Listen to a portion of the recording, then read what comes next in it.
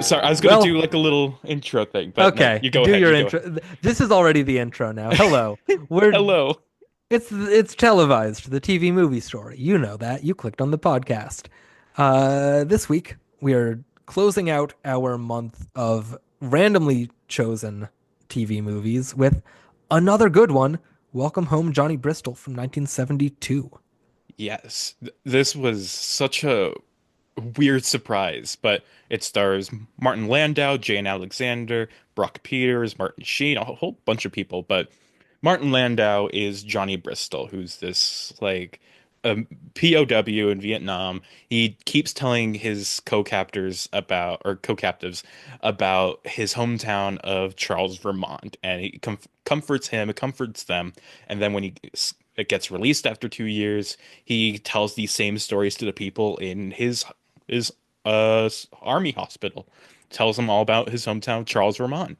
And then one day when he tries to go back to find Charles, Vermont, it's not there. He thinks it's just vanished. And it's like he thinks it's a government conspiracy, and they hold him back because he's clearly not mentally well because he thinks a town that doesn't exist is real. And it's all about trying to figure out what happened to this town and if it ever existed in the first place. And it's a good little mystery sort of thriller conspiracy thing. It was Uh so good. this is a really like there's some points where it sags a little. Like I don't care about any of the stuff with the other soldier who like goes into surgery and dies eventually and like is very clearly there to pad out the runtime so we're not exclusively following Johnny. But like this is a good movie. This is a really Okay. interesting little movie. So you mentioned 2 episodes ago that Prototype was your favorite movie of what we've seen so far. This is mine. Hell I yeah. really love this one.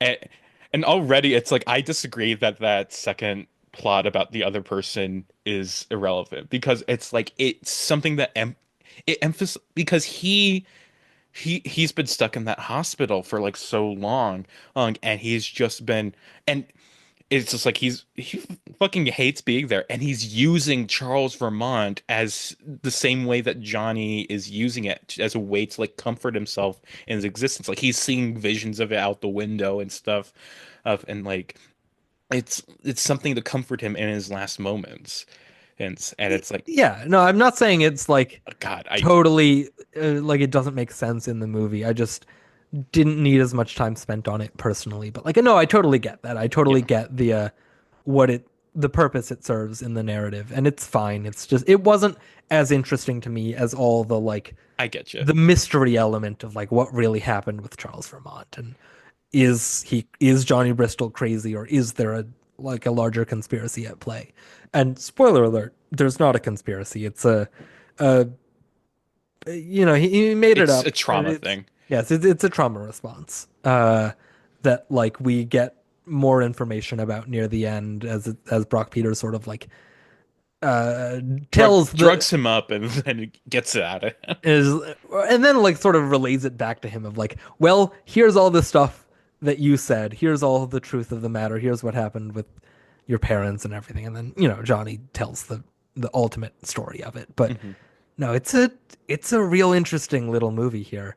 You mentioned a lot of the cast. It was directed by George McCowan, written by Stanley R. Greenberg.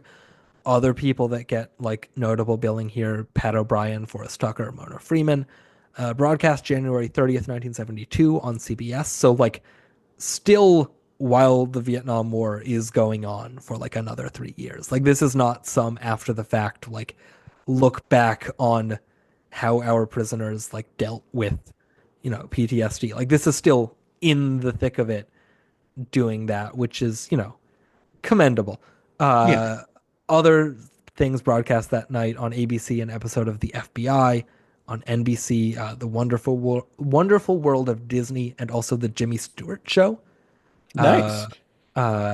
Yeah, this is where do we want to start with this movie? Um, I don't even know. I just want to talk about everything. Yeah. Um, you pick what's calling out to you. Um, I want to just talk about the filming of it, the like some of the stylistic choices. I like anytime he talks about Charles, Virginia, or Vermont. Vermont. Sorry, Charles, Vermont. Um, you get sort of like flashes of it. You get like scenes of this little kid that like that's good little Martin Landau casting because he also has unsettlingly like bright eyes. Uh, but you get scenes of that, and every so often they'll get like a flash of inverted color, and like some weird filtering, in a way that like adds to the ambiance of like something is wrong in this place. Something is not quite right. There's a story here, and I just like some of that. Like this is a shitty YouTube upload. The quality is not great, but like Yeah. there's still some flourishes here and there that you can tell like this is a real movie. Yeah. And like it is very minimal for the most part because it is mainly just set in like the hospital or like these random locations Johnny Bristol is finding himself in, but it still does just like a great job, like never feeling too state. I know you disagree at certain points, but it's like I feel like it just keeps this great movement to it, Oh and it's no, it just like definitely does. Aside from like maybe two or three scenes, like okay, I was still with this. I still really liked this yeah, movie. I like it's probably a solid two or three for me of the ones we've done, but like probably gonna stay high up in the rankings as we do more as well. hmm Because this is really. I mean, I love a good thriller like this, a good like yeah, conspiracy thriller. like it's very Twilight Like Zone. that was the thing I was going to mention for the mapping these movies onto our last month. This and The Langoliers both like have Twilight Zone analogs of like specific episodes that like the stories are parallel to. I don't know which ones, but I know I saw people talk about both of those of like this is like this one Twilight Zone episode that Hmm. exists. Oh, yeah, I was thinking like you're gonna say it's like they're both about things that have maybe disappeared but actually didn't. Also that like on a more plot level, but no, in my Yeah. stupid little like I mean my other examples have been Mardi Gras and toy stores at Christmas time, I so mean, like those are very literal things. This is yeah, very literal plot beats. So that's why I assumed that it was the plot thing. that's But fair. No, it was Twilight Zone, but like in a similar sort of way, like those are both like they feel like Twilight Zone plot beats regardless because that's a recurring theme on that show. mhm. Was Martin Landau ever on the Twilight Zone? I imagine I he I have must no have been. fucking clue. I've never He seen must have Twilight been. Zone. Wait, really? You gotta get on I've that. seen It's a like good show. a couple episodes randomly over the years, but like I never like sat down to watch the Twilight Zone. Okay, he appears to have been in an episode called The Jeopardy Room where he plays. Where he plays Jeopardy. Yes, exactly. Opening narration. The cast of characters, a cat and a mouse. This is the latter. The intended victim, who may or may not know that he is to die, be it by butchery or ballet.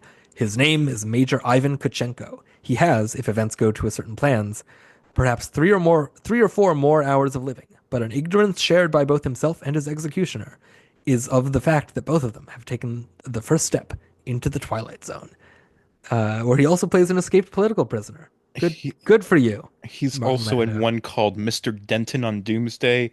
Dan Durea is Mr. Denton. He's just Dan hoteling. And the opening narration, portrait of a town drunk named Al Denton. This is a man who's begun his dying early, a long, agonizing route through a maze of bottles. Al Denton, who would probably give an arm or a leg or a part of his soul to have another chance, to be able to rise up and shake the dirt from his body and the bad dreams that infest his consciousness. The camera pans up to a figure standing before a stagecoach. In the parlance of the times, this is a peddler, a rather fanciful looking little man in a black frock coat. A revolver mysteriously appears in the ground next to Denton, and this is the third principal character of our story. Its function, perhaps to give Mr. Al Denton his second chance. There you go. He was also in an episode of the 80s revival called The Beacon that also has Charles Martin Smith and Giovanni Ribisi in it. So good for you, Martin Good for Landau. you. Martin Landau in this movie, also very good. Very, very good. He sells this character so well. It's just like I don't even know what to say. It's just a really good performance. Yeah, I mean, we talk, so we spoiled that it is not a conspiracy, but like, go watch this movie. It's on YouTube. It's 90 minutes. It's a real interesting little story there. Please That, watch this like, movie. yes, yeah, definitely check it out. Because it was very good, and Landau is very good in it. I mean, everyone's really good in this. Yeah. Jane Alexander's great. Jane Alexander has a really great scene with the patient you were talking about Yeah, where he keeps getting her to tell him more about her past and stuff and it's like the whole conceit of this movie is that we all have like these kind of dark, difficult pasts and we're all looking for something to help make it all easier to deal with. and his is Charles, Vermont, this Hmm. made-up hometown that he thinks has been erased off the face of the earth, even though he has strong memories of it. And it's that's the sort of that's his PTSD. That's the fake good life that he invented because real spoilers for like what actually happened to Johnny Bristol. His dad was a labor organizer, and his parents got murdered in the street by a bunch of thugs, and everyone else on the block just stood around and watched and didn't do anything while Johnny like pleaded for them to help, and then he got sent to live with his aunt, and he like kept telling everyone in town, "I'm gonna kill you all because you didn't do anything." And then he went to war and made up this town of Charles, Vermont, where everything was nice and all good things happened. And Charles and Vermont are the cross streets where his house was. Dun dun Yeah, dun. I really like that reveal at the end where it's Yeah. just like, oh, it was just the cross streets. And it's It's just extremely Twilight Zoney, but they pull it off really well. yeah, Um, I thought it was maybe going to be like a guy. Like there was just a for guy a named second Charles there, Vermont. when he runs into who ends up being Virginia, and she says Johnny died in Vietnam. I thought it was going to be like, oh, this isn't even Johnny Bristol. This is a man named Charles Vermont who is telling himself that he's Johnny Bristol. Like, and maybe that was his army buddy, and he's pulling an Armin Tamzarian here Oh, without realizing it. But no, that it was actually could like have been really interesting too. it could have been, but I like the way it went. I like the way that they ended up taking it with like that street where nobody acted because everyone was too scared, which, it's kind of a metaphor for the larger Vietnam War as a whole, if you Hmm. think about it. Also, by the way, that actress playing the little kid Virginia, not the woman that he runs into as an adult, is Paris Hilton's mom. Oh, how about that? There you go. How about that? Oh, Kathy Hilton, I see on the Yeah. page here. Yes, exactly. Okay. Um, can I mention a cut in this movie No, that you was can't. well, okay, No, go moving ahead, go on. ahead, go ahead. That is like unintentionally very funny to the point that it feels like a gag out of Airplane or something.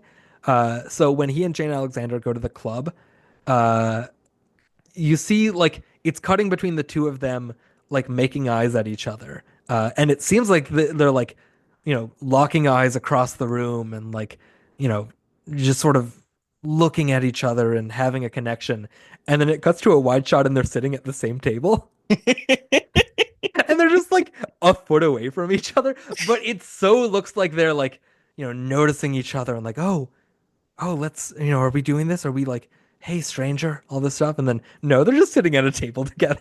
It was really fun. It like really got me. I had to go back and watch it again, just to like, I I don't even remember that scene. it's because then they go out to the car and they start making out. And then, or is that not Jane Alexander? Is that a different woman? Oh, is this like a one of the flashbacks?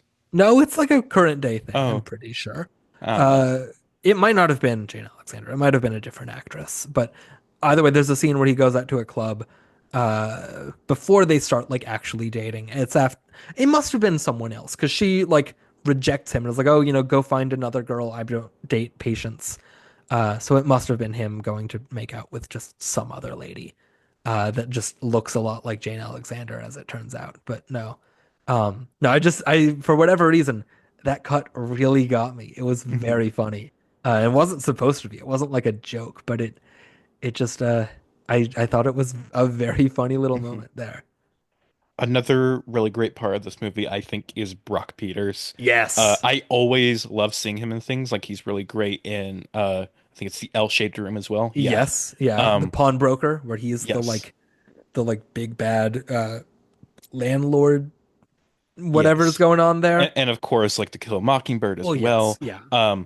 But here he plays like he's one of the head doctors at the hospital, or he's like specifically assigned to Johnny Bristol, like He's his the care one and that like everything. sympathizes with it. He's the one Mhm. that, like all the other army doctors like, "Oh, this guy's crazy. We got to lock him up." And Brock Peters is like, "No, I think we should like figure out what is wrong with this man."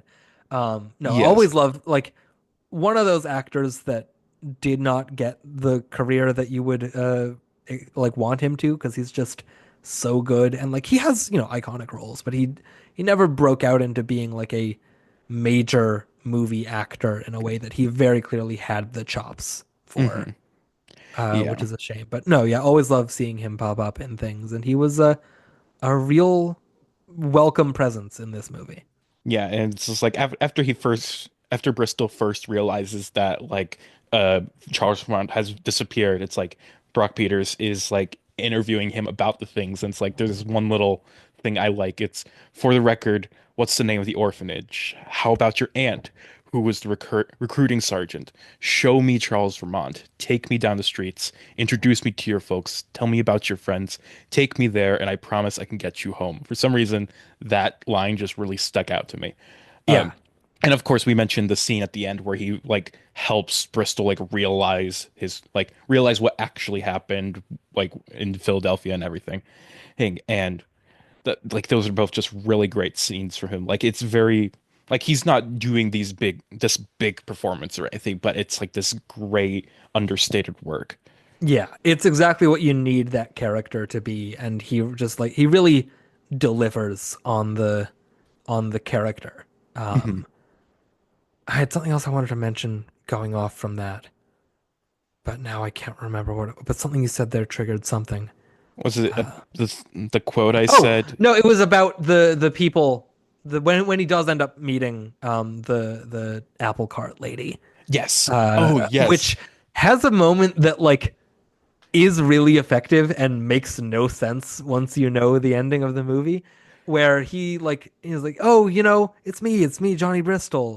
What are you doing here? Why aren't you in Charles, Vermont?" And she like repeats like Charles, Vermont, and then just like screams Yeah. and runs away from him and runs to her house. Which like, why I would she scream about the street names? Like, what about that was so I triggering to like terrify her to that degree? I guess it's just because she like remembered that he was like the guy that said he was gonna kill everyone. So Yeah, maybe it's that, but like, I think that's what was intended, where it's just like her trying to remember why Charles Vermont rings a memory in her mind, and then she remembers that's where the parents died, and that's where the kid promised he was going to kill her, and this is the fucking kid who's come back. yeah, I guess. But But it's that's a still a very awkward scene, especially out of context. it is, but it's a real good scream. It's a Yeah. really good, just like blood curdling scream. Like, uh, I don't know if you're like to what degree you're editing these, but like if you want to drop in that scream here, it is a I, I I think I might put it in like right here because I don't want to just yeah. insert a random scream. No, I mean like put it in here, like after we've built up to it. Like Like here's the scream starts now. Surely you haven't forgotten Charles Vermont.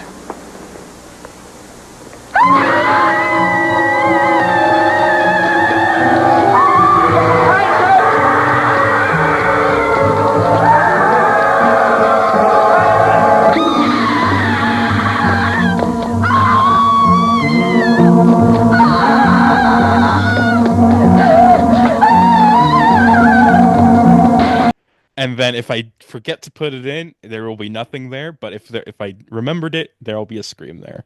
good scream. It's a really good scream. Yeah, I mean I didn't again, much like last week, I didn't really write down a ton of notes because I was just like in the movie. and just like really invested in it Yeah. because it's a very good movie. Yeah, that quote was the only thing I wrote down from this because again, I was just so invested in this movie. I just didn't think to write any notes. I just wanted to stay in the world. Yeah, the randomizer did us good once again Yeah. with some good ones. Just like running down the few little things I do have here.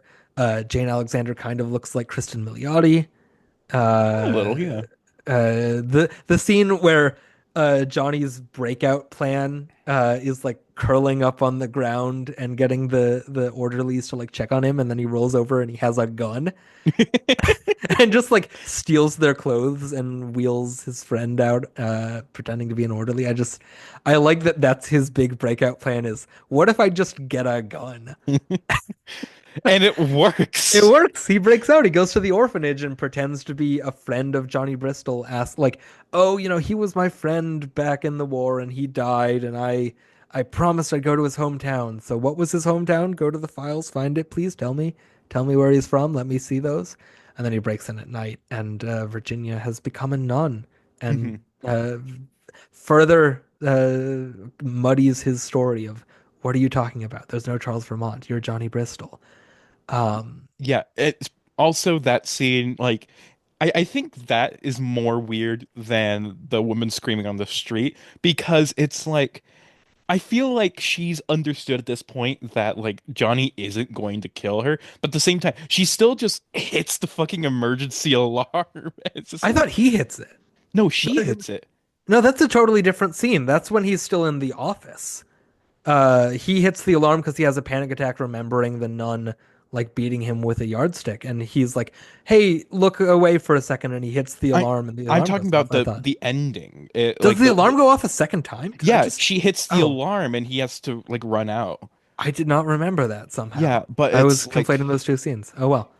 but yeah, it's a different nun in the first one, I'm pretty sure. Yeah, Yeah, yeah. but but yeah, when he meets Um, Virginia again, it's like she's just like she starts playing into like the stories he's saying, I guess, but it's like and then hits the emergency alarm. But it's just like I feel like if anyone in that town would be like safe from the vengeance of Johnny Bristol, I feel like it would have been her. I feel like she might have been more Also, accepting of like him, but I don't know.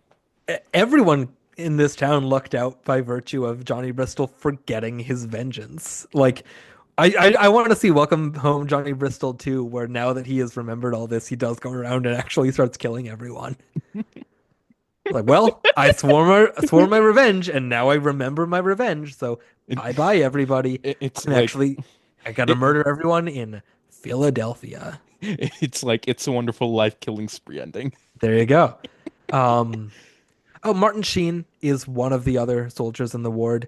And like I wrote his name down in the cast at the beginning, and then during the movie, by the end of it, I was like, oh yeah, Martin Sheen is supposed to be in this. Who is he? And I like scrolled back and it's like, yeah, there he is. He like has a line or two. This is like even pre-Badlands, so he wasn't like a name. He's just someone in the cast that got bigger later on. But Though it was post subject the subject was roses. Like yeah, he was still a known at name. he was a known actor, but like this isn't a get in your Yeah. 1972 TV movie. You're like, oh, we got Martin Sheen. Let's cast him as this guy who plays Pinochle and has a mustache. And I couldn't tell you if he shows up again in the movie later or not. Yeah, he's in there. I always noticed him when he was there because it's like, yeah, Martin Sheen was in this. I forgot. I did not recognize him, I guess, too The much. mustache is a Yeah. big disguiser. Much like in the China Syndrome, how it took me a second to realize that was Michael Douglas. Oh yeah. Sometimes beards can totally mask one of those faces of a man that is. I feel like I mean, Martin Sheen, Michael Douglas. There's some overlap there. Sure must be. I mean, they're both in Wall Street. They're both like they have nepotism like ties. Like he's a famous father. Michael Douglas is a famous son. Mhm. I mean, they're both in they're both Aaron Sorkin presidents. Like they play similar types from time to time. So When was Michael Douglas president? the American president. Oh yeah. Yeah, Forgot about that movie. In the That's movie, he's the American president in the movie The American President. that's a good movie. I haven't seen it, but I believe you. I like that you're the one who remembered the American president when I've seen it. I really liked it. But anyway, yeah. There you go. Aaron Sorkin, we tolerate you. Occasionally. Do Anyway, we have anything else on Welcome Home, Johnny Bristol? I mean, I feel like there is certainly more to talk about here. There Bec is, but also I don't want to like spoil. I mean, we've spoiled a lot, but we like I spoiled it want people all to already. experience. I want people to experience the movie. I I really like this the the one thing I really like about how this mystery is presented is that like Johnny Bristol clearly thinks that the government has done something with Charles Vermont and they just destroyed all records of it and whatever. But it's just like it does a good job of keeping a sliver of doubt in every little scene where it's like with in the library or whatever, it's just like, oh, this library's been so disorganized, it's just like my mind. And then when he goes to the recruiting officer, it's clearly been 30 years and he's recruited thousands of soldiers, done the same ploy to it. So of course he wouldn't really remember Johnny Bristol. But it's once he starts finding people that he actually knows where it becomes kind of scarier that people aren't really remembering uh Charles Vermont until, we realize why they don't remember it. Yeah, yeah, it's a really interesting like journey of discovery and self-discovery that he goes on of meeting these people that unlock a little bit, but when they do, they introduce more mystery, and that's what you want in a mystery movie. You want to like not leave everything up to the very end, but like answer some things and then string along with more questions and Mhm. answer questions with a question, and then there's new questions to be answered, and so on. Question after question. And that's the movie. Exactly. Good movie. Good movie. Uh, so I don't have a game, but I was trying to think of a game because I knew you had one for the last episode. And what it was going to be was something about like lone Oscar nominees because like at first it's going to be like, oh, Martin Landau has had three nominations, but none of them were lone nominees. Can you name what other things they got? Those movies were nominated for, but I realized that was stupid. And then it's just like Jane Alexander has four Oscar nominations, and it's like, can you name which one is a lone nominee, which one was nominated for this and this, and but it's like none of those felt like good games, and then it's just like, then I had the thought, it's like, what if Gordon comes up with the same game but actually goes through with it, and I've just spoiled all the surprise of it by looking it up myself Oh beforehand, no. but. I sorry to have caused you so much stress on this day. I just wanted a game, but I couldn't think of one. Well, rather than a game, how about we still surprise each other with next month's Oh, movies? yes, How yes, about that? yes. Because we got that to do. Uh, So we both picked two movies off of each other's priority list, which we have worked up to like I keep mine at about 100 movies, yeah, from our master list of like 3,000 some. yeah. Uh, Mine's close to 100 as we don't well. have any overlap. Like I we make sure to like not have any of the same movies on our lists for cases like this. So we each picked two. We have not told each other what we picked. And we're going to alternate for March's programming. Yes. So on March, here, let me pull up what March the two, 4th is going to March be 4th. my first movie. And what I picked, so the two movies I picked, one Well, of them, do one of yours, and then I'll do mine. Then you do yours, and I'll do mine. I just wanted to Yeah, preface what I said. So it's like, of the two movies I picked one I thought would be good, one I thought would be bad, because we haven't had any awful movies yet. I thought might as well get one in there. yeah. Uh, and I was gonna do like which, depending on how good Johnny Bristol was. If it was good, I picked the bad one first. If it was bad, I picked the good one first. And so, since Johnny Bristol was very good, my first pick is going to be Liz and Dick, starring I Lindsay thought that's Lohan. where you were going. Yeah. Because I was trying to think like what are the bad ones I have on my list, and that one like it's when like 2 seconds before you hear something, it like you like kind of already hear it in your head of like, oh, she's gonna say Liz and Dick, and then you said Liz and Dick, and so there we are. That's Lindsay Lohan, right? As Elizabeth Lindsay Taylor? Lohan as Elizabeth Taylor. Grant Bowler, whoever that is. Yeah. Uh, Anyway, yeah. for the next week of March, No, yes, uh, which is mine. which is going to be the 10th episode. My pick. Speaking of biopics of a famous duo, you can say they're not like a pair in the same way, but it's about two people and a tempestuous relationship of sorts. We have another biopic in The Late Shift, Okay. the David Letterman, Jay Leno fighting it out for The Tonight Show Okay. with John Michael Higgins, Daniel Roebuck, Kathy Bates, Bob Balaban, Ed Begley Jr., I'm so excited for Treat that one. Williams, Sandra Bernhard. Yeah.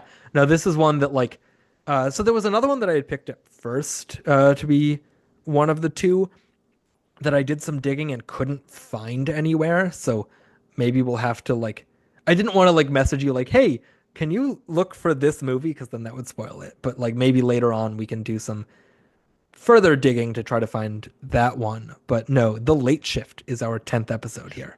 As you were introducing it, I thought it was going to be the fucking Tammy Faye movie with Bernadette Peters and Kevin Spacey. Oh, no, but that is certainly an option to go for. That is something I have on my list because I just find the idea so interesting.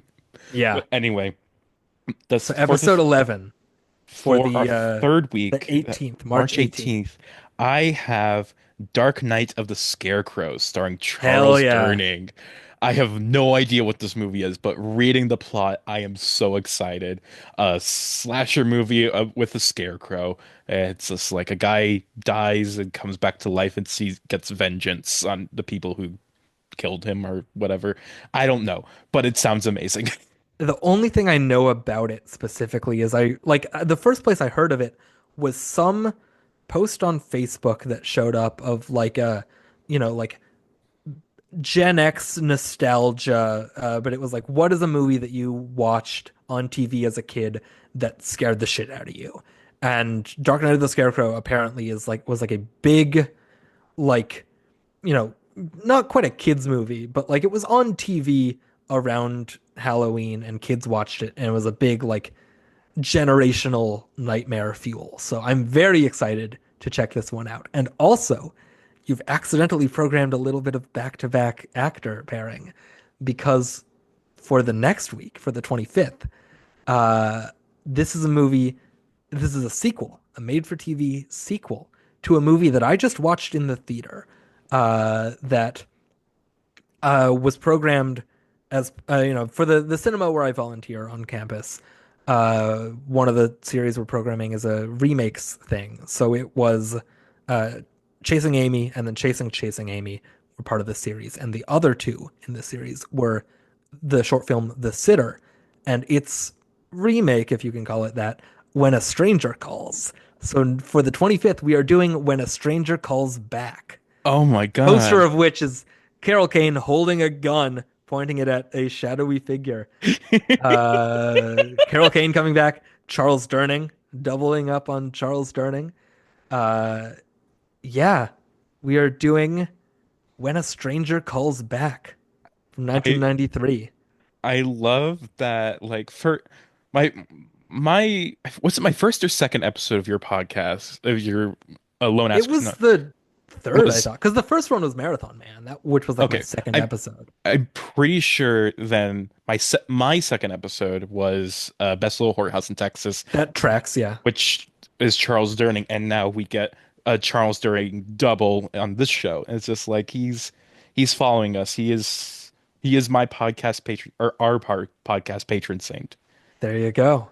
Yeah, this is a solid lineup that we have. Yeah, so we got one. So, Liz and Dick, Dick. The Late Shift, Dark Knight of the Scarecrow, and When a Stranger Calls Back. This is gonna Hell be yeah. so fun. I'm debating whether I should watch When a Stranger Calls before watching When a Yes, Stranger Call Back. you should watch When a Stranger Calls. It's like fine. The way that it like works is the short film The Sitter, which they made like 3 or 4 years earlier, is not a full-on shot-for-shot remade, but like pretty much exactly copied into the opening of the movie, just like the full like 20 minutes of that. And then there's just more movie after that. And they just expanded out to Charles Durning as a cop trying to follow this murderer that is broken out of the hospital. And it's kind of boring other than the opening and then like the closing where it goes back to Carol Kane for a bit, but like it's certainly worth watching at the very least for the lore behind When a Stranger Calls Back.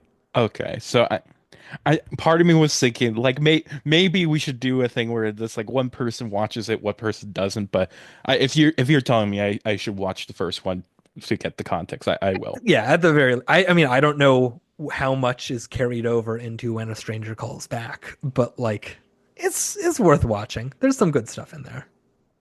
And so Some neither good of us have Durning. actually seen any of these movies either, correct? Correct. Okay, that's good.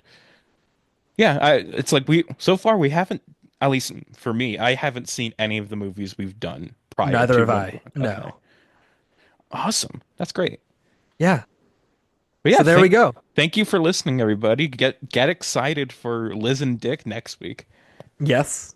I it just hit me. We gotta watch that one soon, don't we? I Oh mean, boy. as we're recording this, we have a little bit We've of got time. some time, but Like, like, but at oh the same boy. time, it's like we've been cutting things close a bit recently. Maybe we should try to like get a bit of a backlog building Yeah. up. Oh hey, you know who's in Liz and Dick? Steve from Sex and the City. I thought you were going to say Charles Durning somehow. No.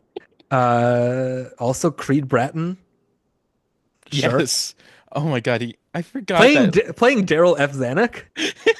What? That's weird.